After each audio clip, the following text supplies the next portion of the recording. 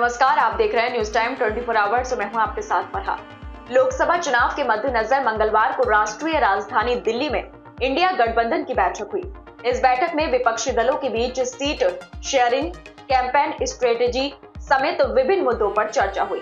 बैठक में ईवीएम को लेकर भी एक प्रस्ताव पारित किया गया, जिसमें संयुक्त विपक्ष ने वीवीपैट पर्चियों की 100% गणना की मांग की है। प्रस्ताव में कहा गया है कि गठबंधन इंडिया की पार्टियों ने ईवीएम के डिजाइन और संचालन से जुड़े कई महत्वपूर्ण सवालों को लेकर चुनाव आयोग को एक विस्तृत ज्ञापन सौंपा है। दुर्भाग्य से चुनाव आयोग ने इस ज्ञापन पर इंडिया के प्रतिनिधि मंडल से मिलने में रुचि नहीं दिखाई। प्रस्ताव में कहा गया है कि इंडिया की पार्टियां दोहराती रही हैं कि ईवीएम की कार्य प्रणाली की पवित्रता पर कई तरह के संदेह हैं। इन्हें कई विशेषज्ञों और प्रोफेशनल्स ने भी उठाया है। प्रस्ताव के मुताबिक वीवीपैट से निकलने वाली पर्ची बॉक्स में गिरने के बजाय मतदाता को दी जाए।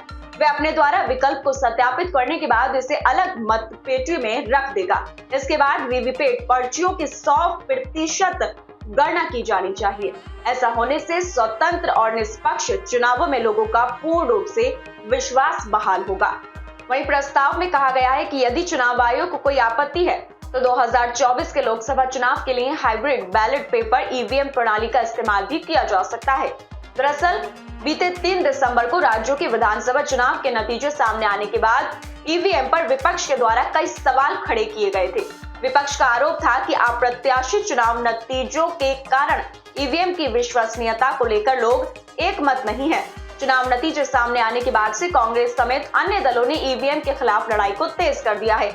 यही कारण है कि इंडिया गठबंधन की बैठक में भी ईवीएम के खिलाफ प्रस्ताव पारित किया गया। लेकिन इसको लेकर बीजेपी ने पलटवार करते हुए कहा कि विपक्षी दल जीतने पर तो सवाल नहीं करते, लेकिन हारने पर ईवीएम पर ठीकरा फोड़ देते हैं। आपको बता दें कि राजधानी दिल्ली में विपक्ष एकता के इंडिया गठबंधन की चौथी और अहम बैठक मंगलवार को हुई। बैठक में लोकसभा चुनाव के लिए सीट शेयरिंग, संसद के दोनों सदनों से 141 सांसदों के निलंबन सहित चुनावों की रणनीति पर मंथन हुआ। इस बैठक में 28 राजनीतिक दलों के नेताओं ने हिस्सा लिया। इस दौरान विपक्षी दलों ने ईवीएम पर भी सवाल खड़े किए, साथ ही ईवीएम के खिलाफ भी प्रस्ताव पास किया है और चुनाव आयोग से बैलेट पेपर से इलेक्शन के लिए गुहार लगाई है। तो वहीं ममता बनर्जी ने पीएम के चेहरे के तौर पर मल्लिकार्जुन खड़गे के नाम पर प्रस्ताव रखा। इसका समर्थन दिल्ली के मुख्यमंत्री अरविंद केजरीवाल ने भी किया। हालांकि खड़गे ने कहा कि चुनाव के बाद इसको लेकर फैसला होगा, अभी जीतना जरूरी है। फिलहाल इस खबर में इतना ही। बाकी अपडेट्स के लिए बने रहिए न्यूज टाइम के साथ। और अगर आपको हमारी ये वीडियो अच्छी लगी हो तो चैनल को लाइक करें, साथ ही दोस्तों के साथ शेयर करें और सब्सक्राइब करना बिल्कुल ना भूलें। नमस्कार।